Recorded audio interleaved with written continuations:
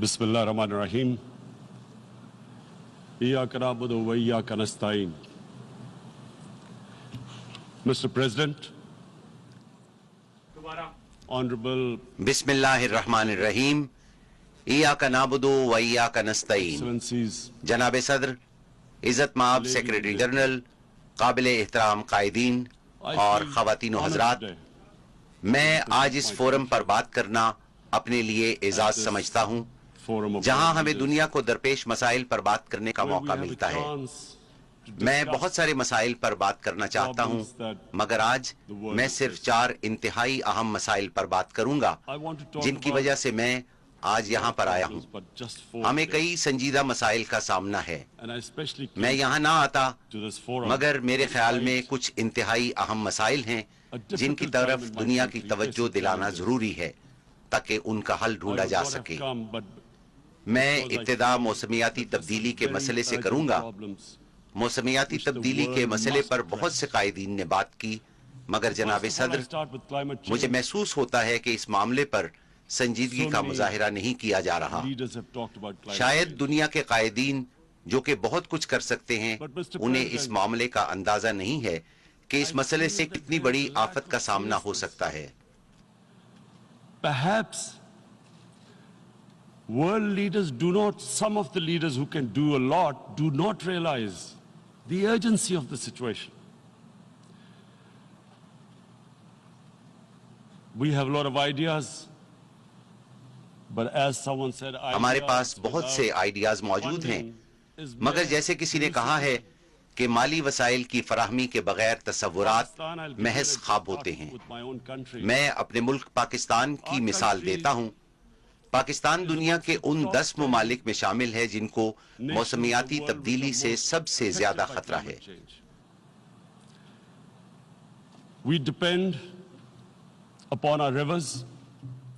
हमारा दारोमदार अपने दरियाओं पर है। हम बुनियादी तौर पर एक ज़रई मुल्क हैं। हमारे दरियाओं में 80% पानी ग्लेशियर से पिघल कर आता है। Glaciers not just on the Pakistani side, even India. इसी तरह भारतीय दरिया गंगा और सिंध में 80% पानी हिमालय, काराकोरम और हिंदुकुश के ग्लेशियर से पिघल कर आता है। From the glaciers, from the Himalayan glaciers, Karakoram, Hindu Kush. And these glaciers are melting at quite a rapid pace. We detected already 5,000 ये ग्लेशियर तेज रफ्तारी से पिघल रहे हैं।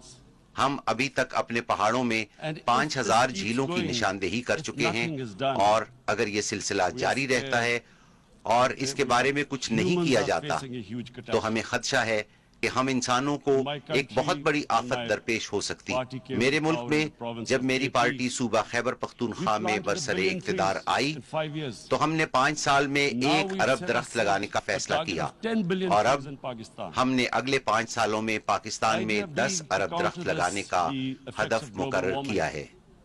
इसके पीछे मकसद मौसमियाती तब्दीली के मसले से निपटना है, लेकिन सिर्फ एक मुल्क अकेला कुछ नहीं कर सकता, इसलिए पूरी दुनिया ने इस मसले से मुश्तरका तौर पर निपटना है।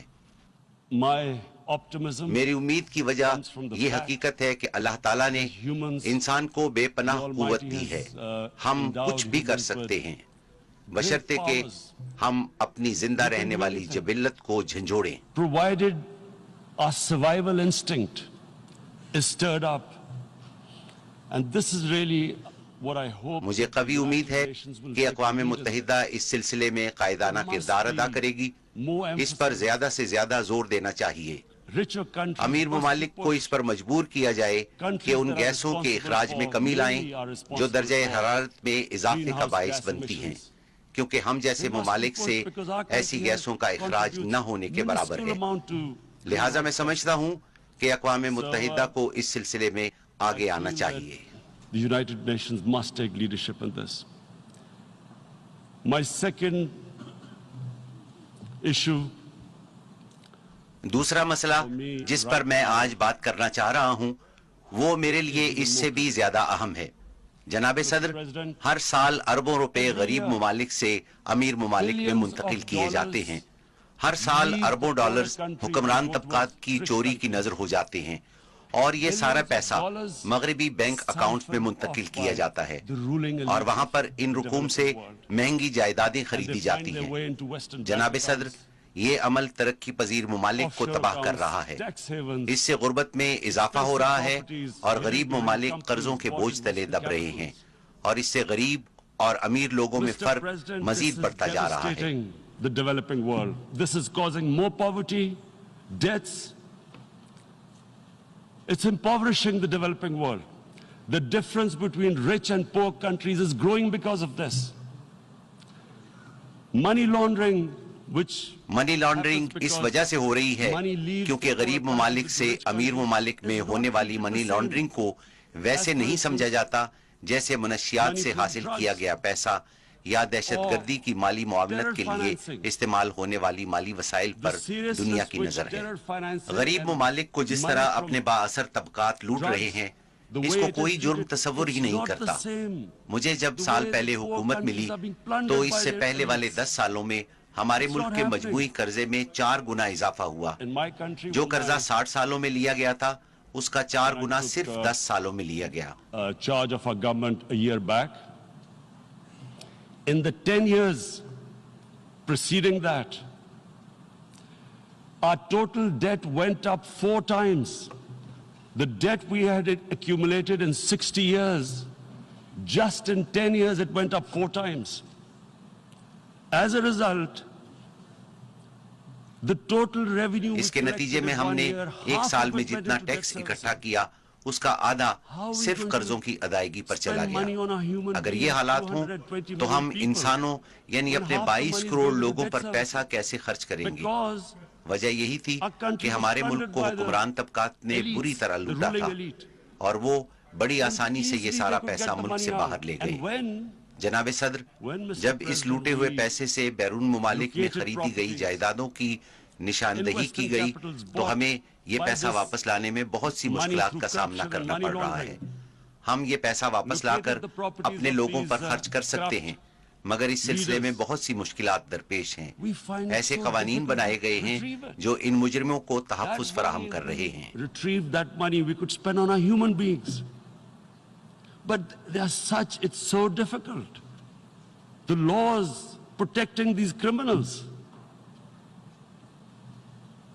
We do not have the sort of money. ہمارے پاس اتنے وسائل نہیں کہ ہم مہنگے ترین وکلا کی خدمات حاصل کر کے ان پر کروڑوں ڈالر خرچ کریں۔ اس لیے ہمیں امیر ممالک کی مدد کی ضرورت ہے اور جناب صدر یہ بہت اہم ہے۔ امیر ممالک میں پولیٹیکل ول ہونی چاہیے کہ وہ کسی کو ایسا نہ کرنے دیں۔ غریب ممالک انسانی ترقی جسے اقوام متحدہ SDG کا نام دیتی ہے پر پیسے کہاں سے خرچ کریں گے؟ لہٰذا امیر ممالک کو چاہیے کہ وہ اب اس بارے میں کچھ کریں۔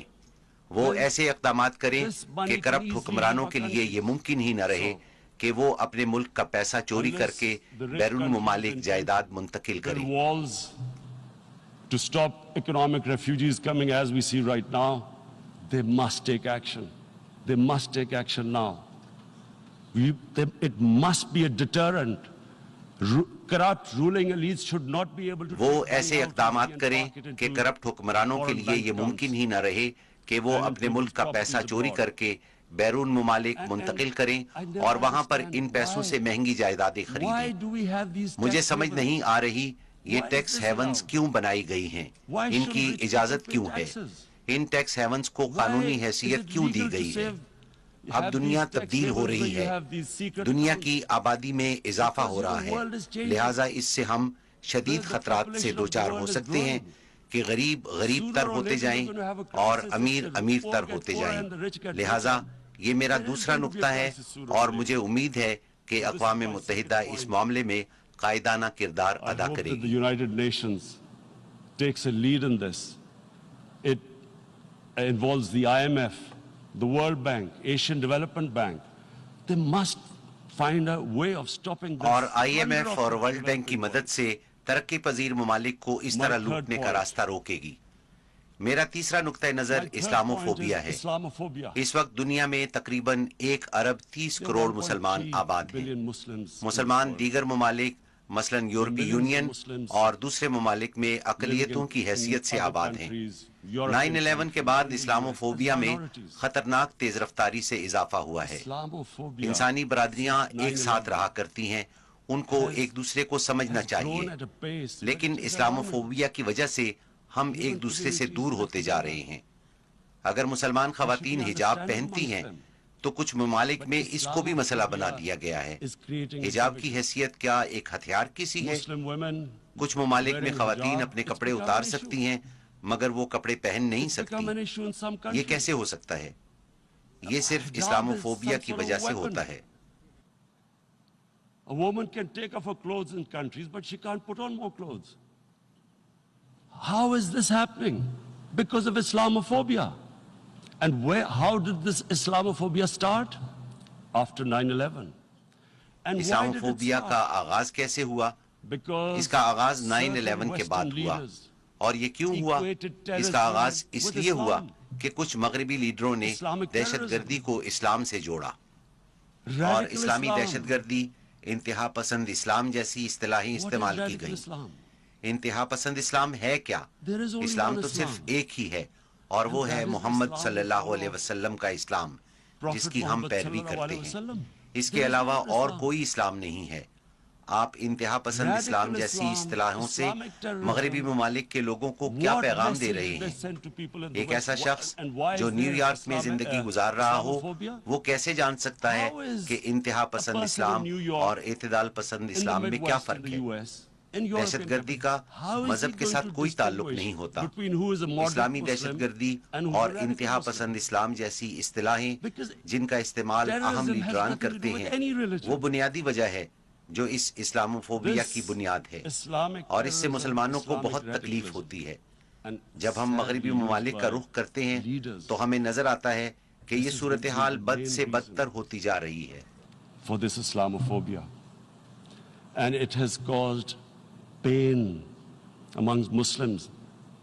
We in Muslim countries watch this Islamophobia traveling abroad, and it's getting worse. And may I just say, Mr. President, that in جناب صدر، کیا میں کہہ سکتا ہوں کہ یورپی ممالک میں مسلمانوں کو کمزور کیا جا رہا ہے؟ ہم سب کو معلوم ہے کہ جب آپ کسی خاص طبقے کو کمزور کرتے ہیں تو اس سے انتہا پسندی جنم لیتی ہے۔ شام اور دیگر علاقوں میں بہت سے عسکریت پسندوں کا تعلق ان طبقات سے ہے جن پر ظلم کیا گیا ہے۔ میں کہنا یہ چاہتا ہوں کہ ہمیں اس مسئلے کو حل کرنا چاہیے۔ مجھے افسوس سے کہنا پڑتا ہے کہ ہم مسلمان سربراہوں نے بھی یہ مسئلہ حل نہیں کیا۔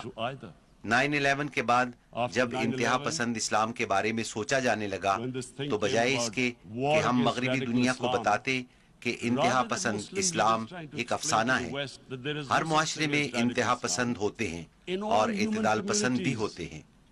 عیسائیوں، یہودیوں، ہندوؤں، ہر معاشرے میں انتہا پسند اور اعتدال پسند موجود ہوتے ہیں، مگر اس کا ہرگز یہ مقصد نہیں کہ کوئی مذہب، چاہے وہ اسلام ہو، یہودیت ہو، عیسائیت ہو یا ہندو مت، وہ انتہا پسندی سکھاتا ہے۔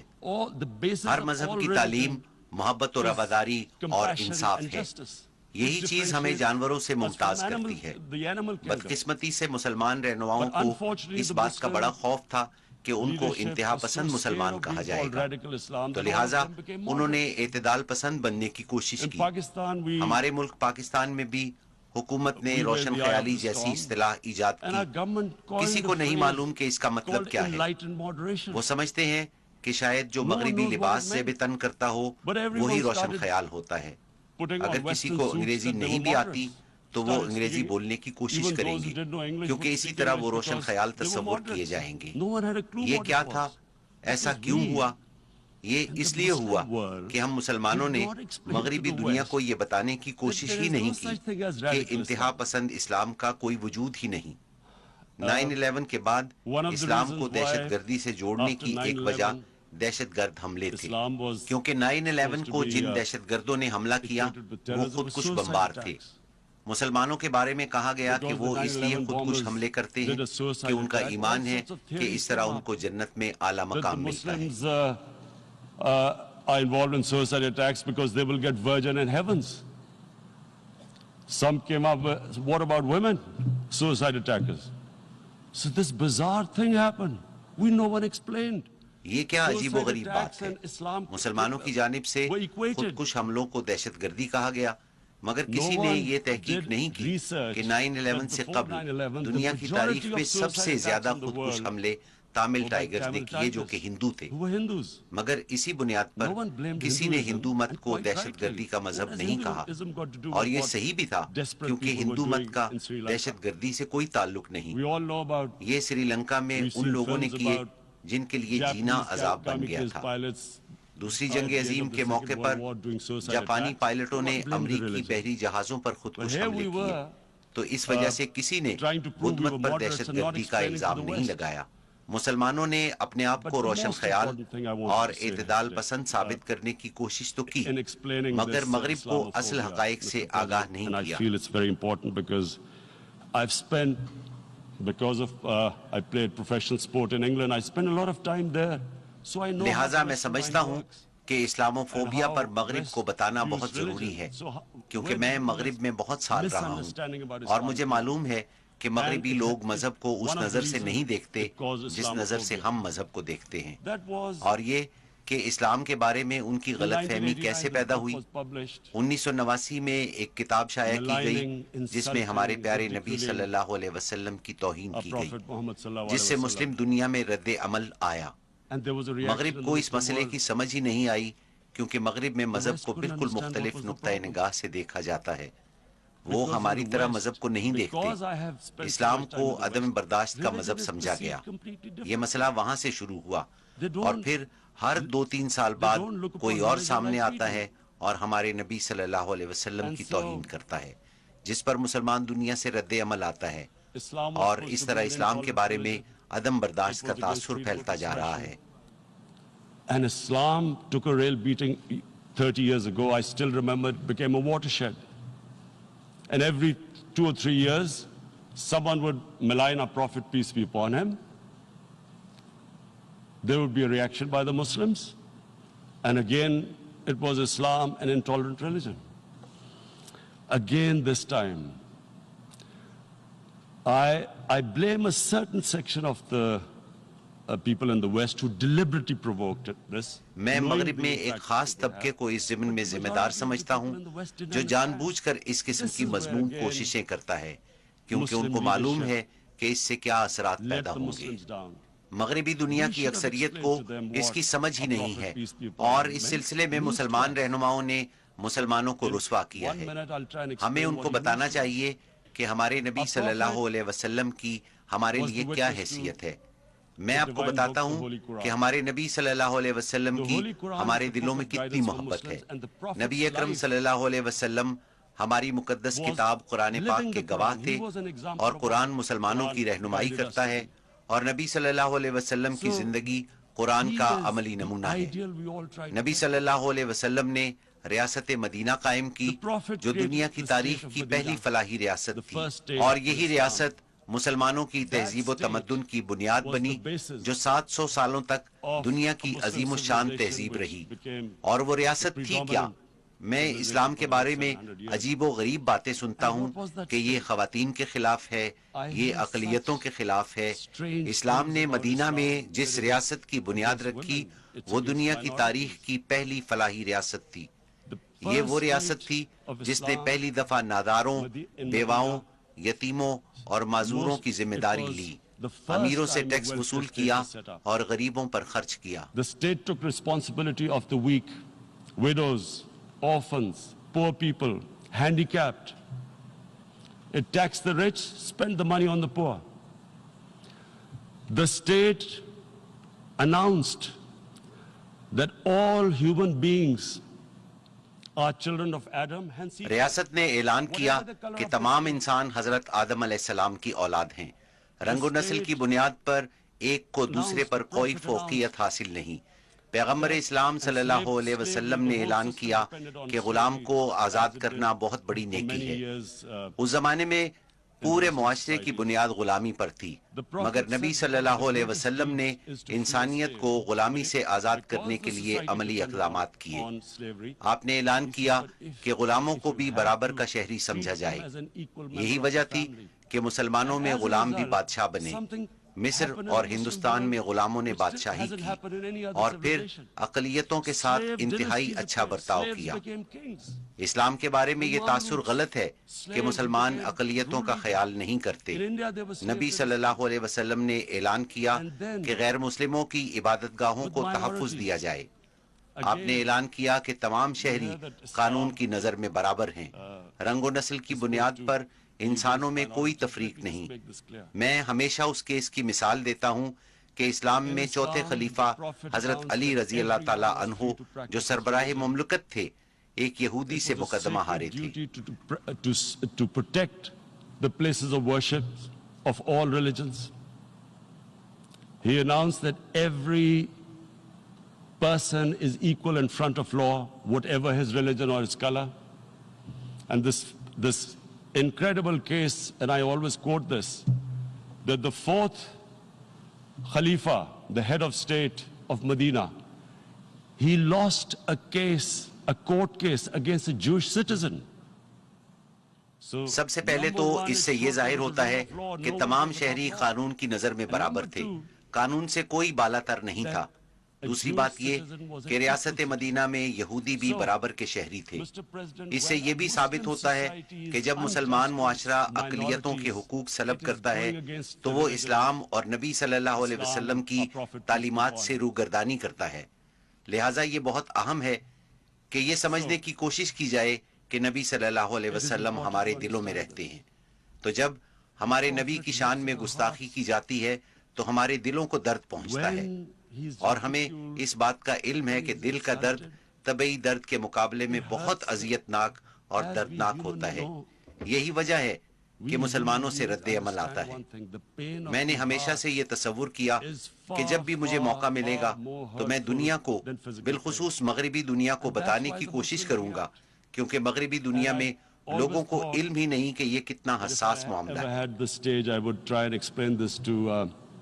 To the world community, especially to the Western community, because having lived in the Western community, people didn't understand this.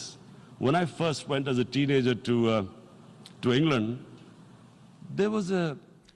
جب میں ایک نوجوان کی حیثیت سے انگلینڈ گیا تو اس زمانے میں حضرت عیسیٰ علیہ السلام پر ایک کامیڈی فلم بنائی گئی تھی، مگر مسلمان معاشرے میں ایسی چیزوں کا سوچا بھی نہیں جا سکتا۔ لہٰذا ہمیں بتانے کی ضرورت ہے کہ ان چیزوں سے کیسے مسلمانوں کے دلوں کو دکھ پہنچتا ہے۔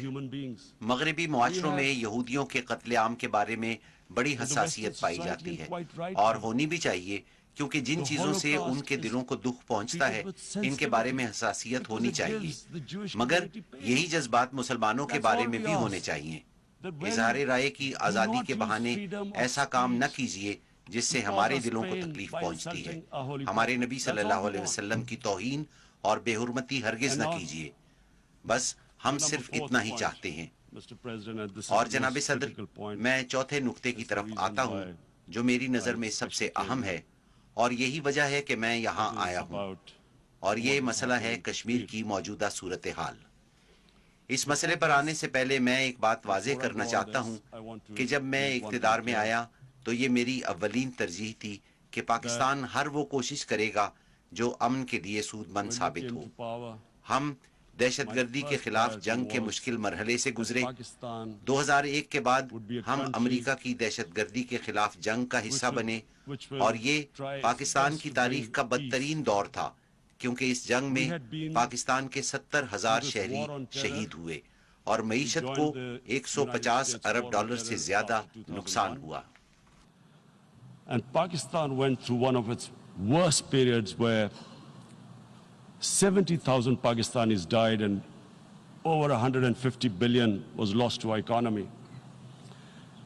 And Mr. President, I oppose the war because in the 80s Pakistan had joined the Western countries in جناب صدر، میں اس جنگ کے خلاف تھا کیونکہ 80 کی دہائی میں سوویت یونین کے خلاف جب افغان جہاد شروع ہوا تو ہم اس کا حصہ بنے، اور ان کو مغربی طاقتوں نے فنڈ کیا. گوریلا جنگ کے لیے مجاہدین کے گروپ بنائے گئے جنہیں پاکستان آرمی نے تربیت دی اور مغربی ممالک بالخصوص امریکہ نے مالی امداد فراہم کی. اس کو افغانستان میں جدوجہد آزادی کا نام دیا گیا.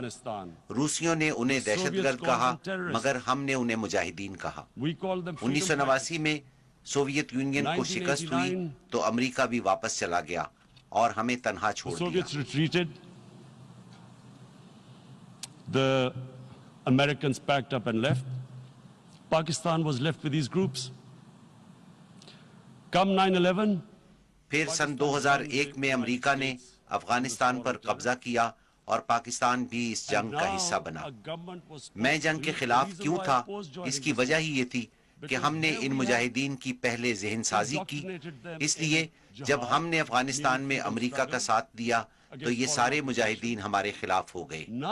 میں اپنی حکومت سے کہتا تھا کہ ہمیں غیر جانبدار رہنا چاہیے تھا کیونکہ غیر جانبدار حیثیت سے ہم ان کو کنٹرول کر سکتے ہیں، مگر جب ان کے خلاف جنگ کا حصہ بنے تو وہ ہمارے بھی دشمن بن گئے.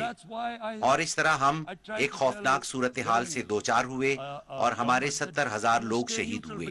یہ نقصان ہم نے ایک ایسی جنگ میں اٹھایا جس سے ہمارا کچھ لینا دینا نہیں تھا. You become collaborators and they will attack you, which is what happened. They turned against us. We went through a nightmare. 70,000 people killed in a war we had nothing to do with. No Pakistani was involved in 9/11. Taliban Afghanistan میں تھے، القاعدہ افغانستان میں تھی، ہمارا اس سے کیا تعلق تھا؟ مگر ہم نے 70,000 لوگ شہید کروائے. تو لہٰذا جب میں اقتدار میں آیا تو ہم نے فیصلہ کیا کہ ان گروپس میں سے جو کچھ بھی بچا ہے ہم انہیں ختم کریں گے. اور یہ فیصلہ صرف ہم نے نہیں کیا بلکہ پاکستان کی تمام سیاسی جماعتوں نے مشترکہ فیصلہ کیا، مگر بدقسمتی سے اس پر عمل نہیں ہوا. لہٰذا جب میں اقتدار میں آیا تو ہم نے فیصلہ کیا کہ ہم ان تمام گروپس کو ختم کریں گے. اور مجھے معلوم ہے کہ بھارت ہم پر اب بھی یہ الزام لگا رہا ہے کہ ہم اب بھی ان گروپس کو پال رہے ہیں، مگر میں اقوام متحدہ سے درخواست کرتا ہوں کہ مبصرین کا گروپ بھیجیں اور دیکھیں کہ آیا واقعی پاکستان میں کہیں پر دہشت گردوں کا کوئی ٹھکانہ بچا ہے. مگر ہم نے فیصلہ کیا کہ پاکستان میں کسی عسکری تنظیم کا کوئی وجود نہیں ہوگا. اس مسئلے پر بات کرنے سے پہلے میں آپ کو اس پس منظر سے آگاہ کرنا چاہتا تھا. دوسری بات یہ ہے کہ ہم نے اپنے ہمسایوں سے تعلقات کو بہتر کرنے کی کوشش کی. افغان سرحد پر ہم نے باڑ لگائی، اسی طرح ہم نے ایران کی سرحد پر اپنی نگرانی تیز کر دی ہے اور ان ہمسایہ ملکوں سے تعلقات کو بہتر کرنے کی کوشش کی ہے اور بھارت کے ساتھ بھی تعلقات بہتر کرنے کی کوشش کی. Now let me just give you a little background about my relationship with India. Because of cricket, میں اگر بھارت کی بات کروں تو بھارت میں کرکٹ کی نسبت سے میرے بہت سارے مداح ہیں. برے صغیر میں کرکٹ سے لوگ بے پناہ لگاؤ رکھتے ہیں. میرے ہندوستان میں بہت سارے دوست ہیں اور مجھے بھارت جانا بہت اچھا لگتا ہے. تو لہٰذا جب میری پارٹی اقتدار میں آئی تو سب سے پہلے ہم نے بھارت سے رابطہ کیا. میں نے نریندر مودی سے بات کی کہ ہمارے ایک جیسے مسائل ہیں جیسے ماحولیاتی تبدیلی اور غربت. آئیں ہم مل کر اپنے مسائل باہمی تجارت سے حل کریں اور اعتماد کی بنیاد پر تعلقات قائم کریں. نریندر مودی نے مجھے بتایا کہ پاکستان سے دہشت گردی کے حملے ہوتے ہیں. میں نے ان سے کہا ہمیں بھی آپ کی طرف سے بلوچستان میں دہشت گردی کا سامنا ہے. کلبھوشن یادو نے جو جاسوسی کرتے ہوئے پکڑا گیا تسلیم کیا کہ وہ کراچی اور بلوچستان میں جاری دہشت گردی میں ملوث ہے. میں نے کہا آؤ اس سے آگے بڑھیں. ہماری اولین ترجیح ہمارے عوام ہونے چاہیے. دنیا میں سب سے زیادہ غریب برے صغیر میں بستے ہیں. بدقسمتی سے اس میں کوئی پیش رفت نہیں ہوئی. Let's move forward. Our main priority should be our people. The highest number of poor people live in the Indian subcontinent. Unfortunately, didn't make any headways. Our foreign ministers were supposed to meet on this in the UNGA last year. گزشتہ اقوام متحدہ کی general assembly کے اجلاس کے دوران ہمارے وزیر خارجہ کو اپنے بھارتی ہم منصب سے ملاقات کرنی تھی جو بھارت نے منسوخ کر دی. ہم نے سوچا بھارت میں انتخابات ہونے جا رہے ہیں. یہ ایک انتہائی قوم پرستانہ جماعت ہے اور وہ اس موقع پر پاکستان کے ساتھ خوشگوار تعلقات نہیں رکھنا چاہتی. ہم نے سوچا ٹھیک ہے ہم انتخابات تک انتظار کریں گے. اس دوران میں ایک 20 سالہ کشمیری لڑکے نے اپنے آپ کو بم باندھ کر ایک قافلے میں اڑا دیا جس کو اس کے باپ کے مطابق سیکیورٹی فورسز نے انتہا پسند بنایا تھا. اس کے فوری بعد بھارت نے پاکستان پر الزام عائد کیا. میں نے ٹیلی ویژن پر بھارتی عوام سے بات کی اور کہا اگر وہ ہمیں چھوٹا سا بھی ثبوت دے دیں تو ہم فوری طور پر کارروائی کریں گے کیونکہ ان گروپس پر پابندی عائد کی ہوئی ہے. ہمیں ثبوت فراہم کرنے کے بجائے انہوں نے ہمارے ملک میں بمباری کے لیے جہاز بھیجے. ہم نے جوابی کارروائی کی, 2 جہاز مار گرائے اور ایک پائلٹ کو گرفتار کر لیا. ہم نے فوری طور پر پائلٹ کو واپس کر دیا اور یہ پیغام دیا کہ ہم کشیدگی میں اضافہ نہیں چاہتے. اس اقدام کو امن کا پیغام سمجھنے کی بجائے انہوں نے اپنی ساری انتخابی مہم اس بات پر مرکوز رکھی کہ انہوں نے پاکستان کو کیسا سبق سکھایا ہے اور 350 دہشت گردوں کو ہلاک کر دیا ہے جو کہ ایک سفید جھوٹ ہے. 350 terrorists. Complete lie. They had just killed about 10 trees of ours. اس میں ہمارے صرف 10 درختوں کو نقصان پہنچا اور یہ بھی ہمارے لیے خاصا تکلیف دہ تھا. He then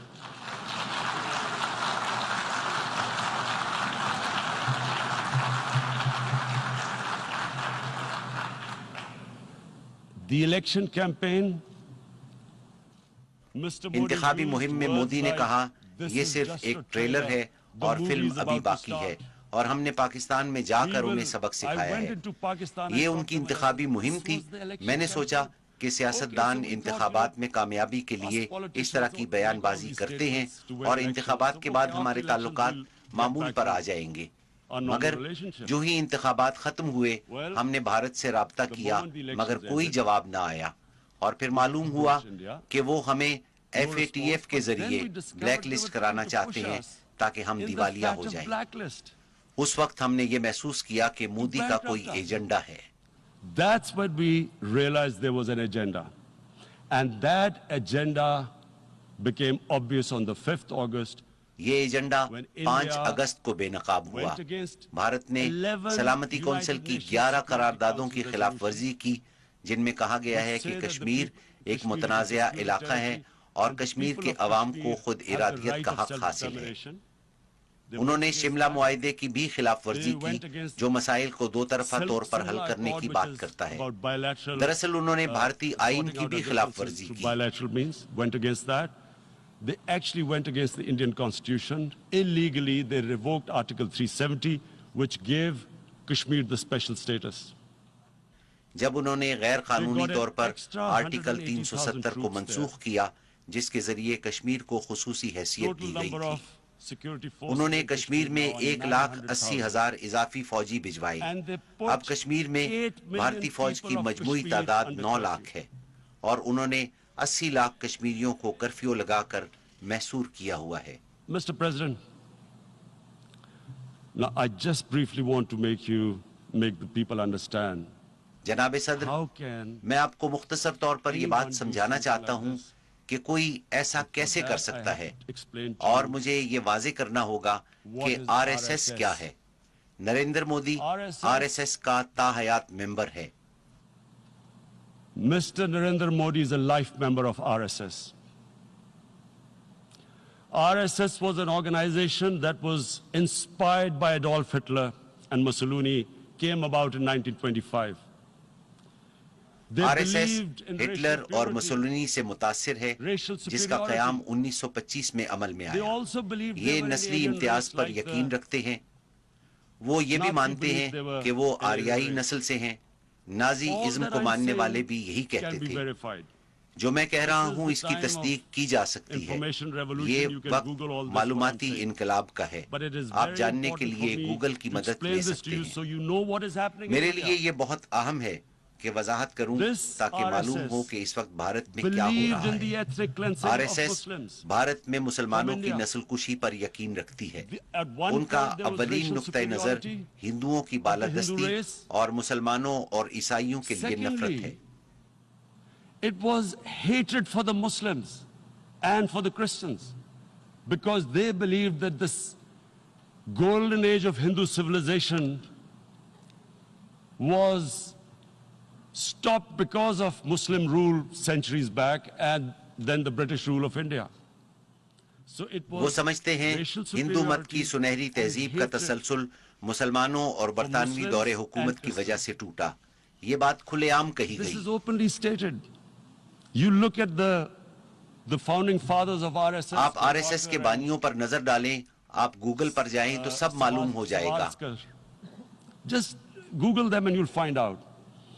And this ideology of hate is what murdered the great Mahatma Gandhi in 1948. 1948 میں عظیم لیڈر مہاتما گاندھی کے قتل کی وجہ یہی نفرت پر مبنی نظریہ تھا, اور پھر سن 2002 میں یہی نظریہ تھا جب مودی نے گجرات میں مسلمانوں کا منظم قتل عام کیا جب وہ وزیر اعلیٰ تھے.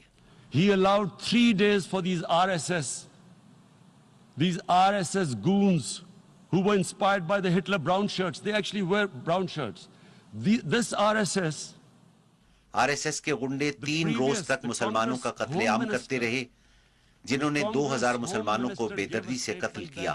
انہوں نے ہٹلر کی پسندیدہ براؤن رنگ کی قمیصیں پہن رکھی and تھیں. these terrorists کانگریس کے سابق وزیر داخلہ نے بیان دیا کہ آر ایس ایس کے کیمپوں میں دہشت گردوں کو تربیت دی جا رہی ہے, جنہوں نے 2000 مسلمانوں کو قتل کیا اور 1,50,000 مسلمان بے گھر ہوئے.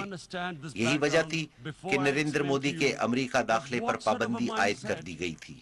مجھے آپ کو یہ پس منظر بتانا ہے کہ یہ کیسی ذہنیت ہے جو 80 لاکھ لوگوں کو 9 لاکھ فوجیوں کی موجودگی میں محصور کر دیتی ہے. عورتوں, بچوں اور بیمار افراد کو گھروں میں جانوروں کی طرح قید کر دیا گیا. اصل میں جو میں برطانیہ کے بارے میں جانتا ہوں کہ اگر وہاں 80 لاکھ جانوروں کو بھی بند کیا جاتا تو بہت زیادہ شور برپا ہوتا. یہ تو پھر انسان ہے.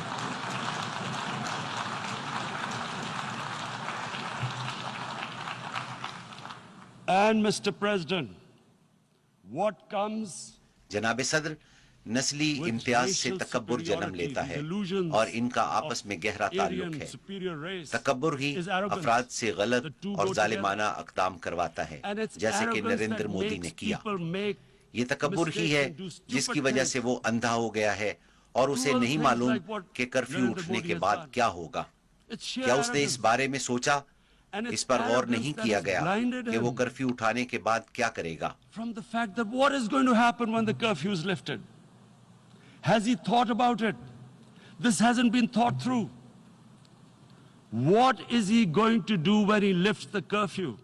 Does he think کیا وہ سمجھتا ہے کہ کشمیر کے عوام خاموشی سے اس صورتحال کو تسلیم کر لیں گے کیونکہ بھارت نے آئین تبدیل کر دیا ہے اور کشمیر کی خصوصی حیثیت ختم کر دی ہے؟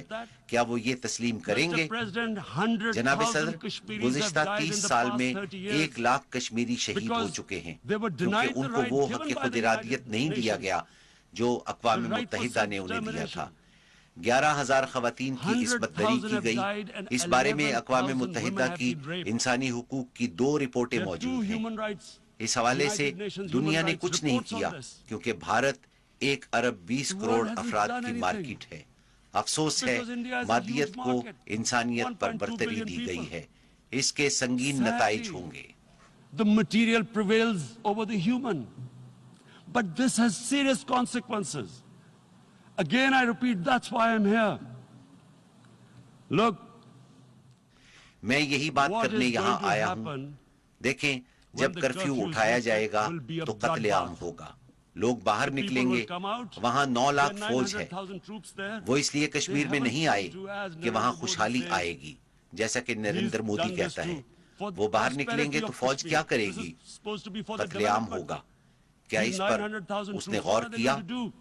When they come out, there'll be a bloodbath. Has he thought it through what happens then?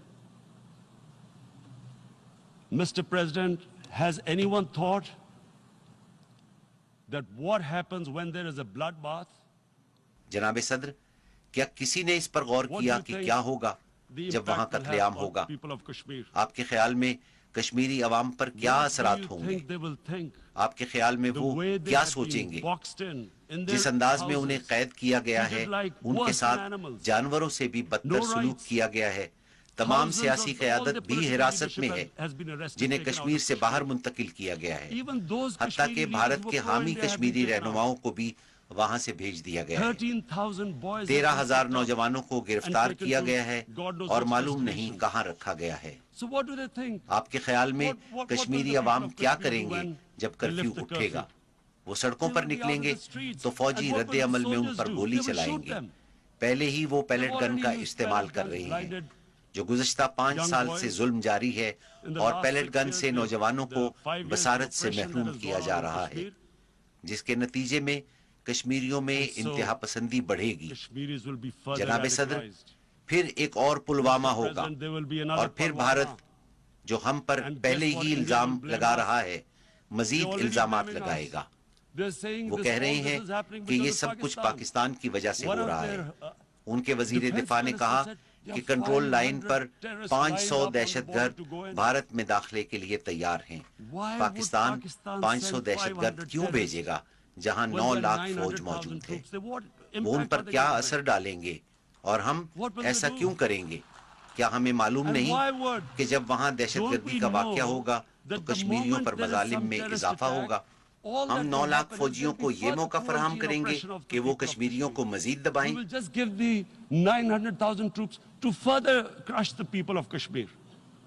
And then we'll give the Indian government اور an بھارتی excuse that حکومت look, کو بھی یہ Pakistan موقع is دیں a گے terrorist state کہ وہ and Pakistan this per mantra دہشت that گردی has کا gone الزام on, لگاتے ہوئے Islamic terrorism. اسلامی دہشت گردی کا منترا دہرائے، The moment you جس سے use سنتے ہی this ساری دنیا اپنا catchword, منہ پھیر لیتی Islamic ہے terrorism, اور کوئی انسانی the حقوق whole کی world بات نہیں turns کرتا، away.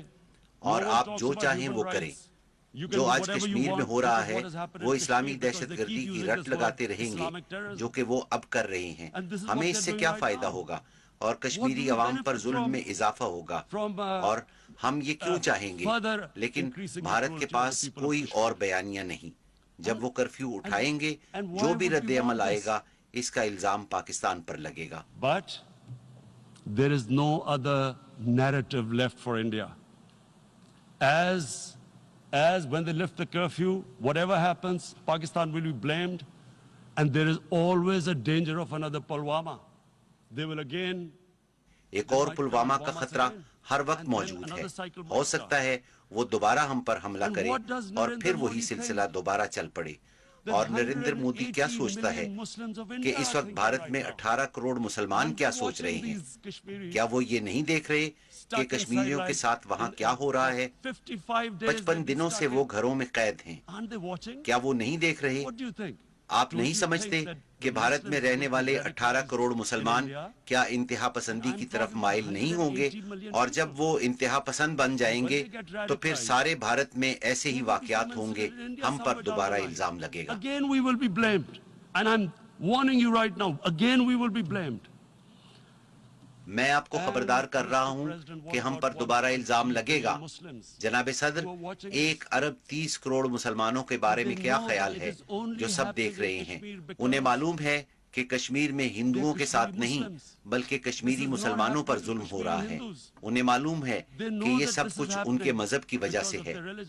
آپ کیا سمجھتے ہیں کہ اگر 80 لاکھ کے بجائے محض 8,000 یہودیوں کے ساتھ یہ سلوک ہو تو وہ کیا سوچیں گے؟ یورپ کے لوگ کیا سوچیں گے؟ کسی کے ساتھ بھی ایسا ہو تو وہ کیا سوچے گا؟ کیا ہم کمتر مخلوق ہیں؟ کیا ہمیں اس سے تکلیف نہیں پہنچتی؟ اور پھر کیا ہوگا؟ 1 ارب 30 کروڑ مسلمانوں میں سے کچھ ہتھیار اٹھا لیں گے۔ Are we a children of a lesser God? Is it not going to cause us pain?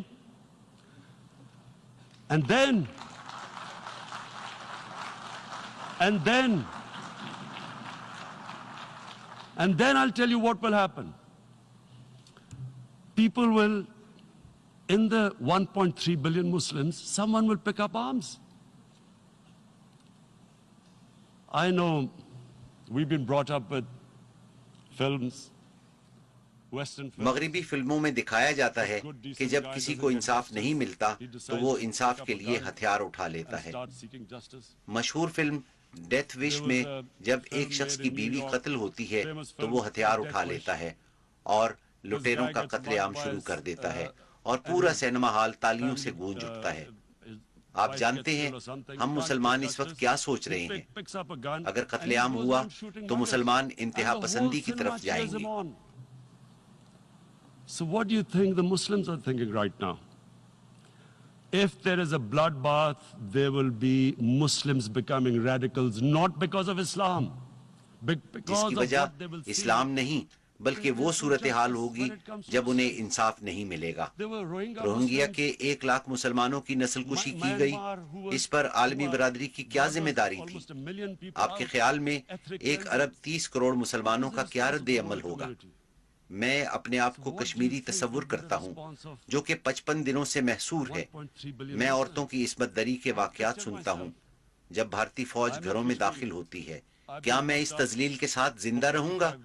میں ہتھیار اٹھاؤں گا. I have heard about and there are rapes, Indian army going into homes, soldiers. Would I want to live this humiliation? Would I want to live like that?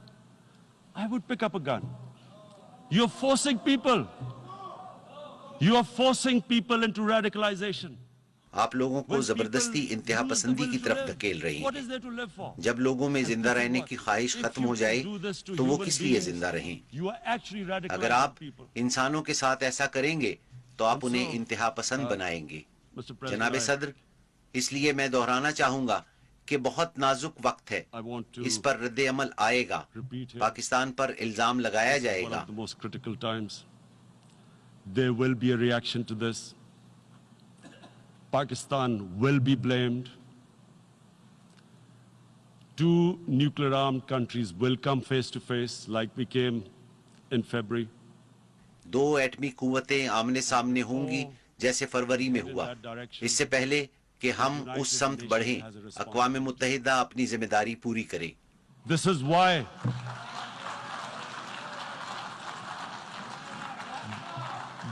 why the United Nations came into being. یہی وجہ ہے کہ 1945 میں اقوام متحدہ وجود میں آئی تھی. آپ کو اسے روکنا ہوگا. میں سمجھتا ہوں کہ ہم 1939 میں واپس چلے گئے ہیں جب جرمنی نے چیکوسلواکیہ پر قبضہ کر لیا تھا. عالمی برادری کیا کرے گی؟ کیا یہ 1 ارب 20 کروڑ عوام کی مارکیٹ کو خوش رکھے گی یا انصاف اور انسانیت کے ساتھ کھڑی ہوگی؟ A market of 1.2 billion, or is it going to stand up for justice and humanity?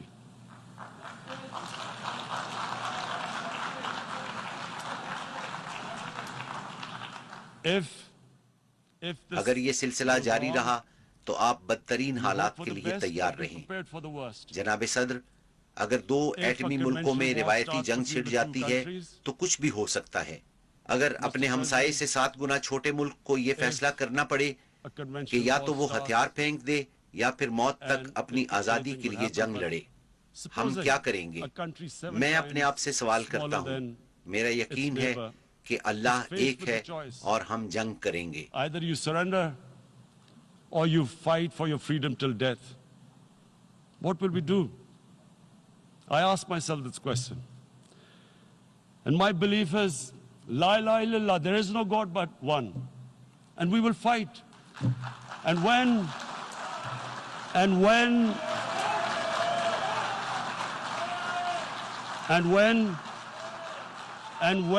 a nuclear اور جب armed country ایٹمی fights ممالک to the آخر end, تک جنگ لڑتے it ہیں will have تو اس کے نتائج consequences سرحدوں far سے beyond آگے the نکل borders. جاتے ہیں. اس کے دنیا It will پر have اثرات ہوں consequences for the گے. world, یہی which is وجہ ہے کہ why میں I یہاں repeat آیا it ہوں. here. میں خبردار کر Because رہا I'm ہوں. warning you, it's یہ not a دھمکی threat. نہیں، خوف It's a اور fear, پریشانی worry ہے. ہم that کس where طرف are جا we رہے headed? ہیں؟ میں یہاں I've اقوام come here to متحدہ tell کو the بتانے UN, کے لیے آیا ہوں you've got کہ to, یہ this is آپ the کا test of the امتحان ہے. United Nations. آپ ہی نے You are the کشمیریوں one کو who guaranteed حق the خود people of ارادیت Kashmir دیا the تھا. right of self-determination. وہ اس پر عمل درآمد نہ ہونے کی وجہ سے مشکلات They میں are ہیں. suffering because of that. And this is the time. This is the time not to appease like in 1939. یہ کسی کو خوش کرنے کا وقت نہیں جیسا کہ 1939 میں کیا گیا. یہ فوری کارروائی کا وقت ہے. پہلا اقدام یہ کہ بھارت ہر صورت غیر انسانی کرفیو کا خاتمہ کرے جو کہ 55 دنوں سے جاری ہے. ہر صورت تمام It قیدیوں must free اور all 13,000 political نوجوانوں کو prisoners, رہا especially کرے. those 13,000 والدین boys کو that معلوم have been نہیں picked up. ان کے Parents بچے don't know کہاں where they've ہیں. disappeared. اور پھر عالمی برادری And then ہر صورت کشمیریوں کو ان کا حق خود the world ارادیت community دلوائے. شکریہ. must give the people of Kashmir their right of self-determination. Thank you.